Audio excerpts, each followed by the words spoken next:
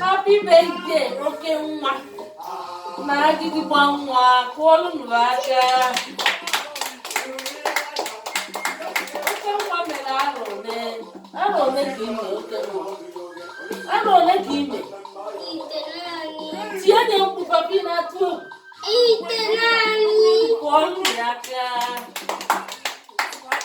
Arọ ole ka ime Agidigba nwa? Tie nye mkpu. Ishi kụọ n'aka. Nke a bụ gịnị? 5th April 2022. Okay. Kụọ ya n'igbo. Kụọ ya n'igbo. Kụọ anọ. Kụọ ịnọ.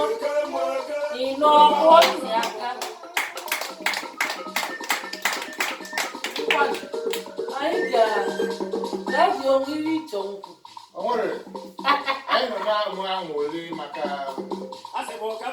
birthday Ebube and Obinna, because after this we change level to the next level.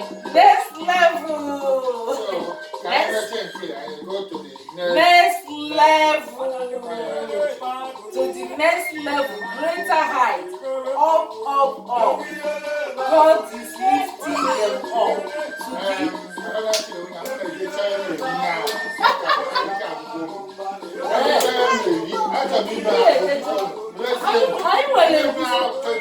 Anyị nwere egusi, anyị nwere ihe.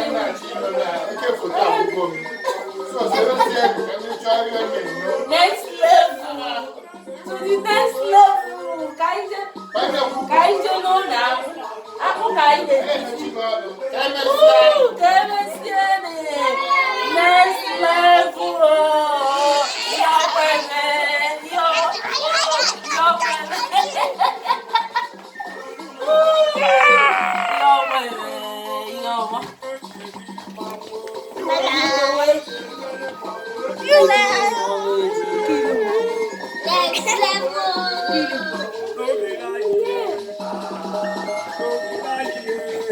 Everybody, go sleep for night, you wake up, see the light, you.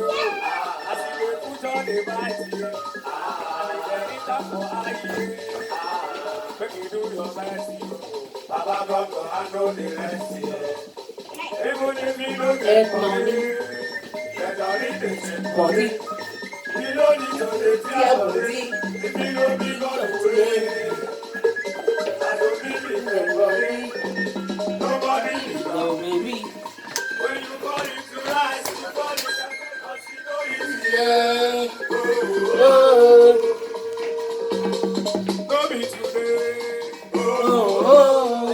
And the dance and people do the best. Gina, what you think?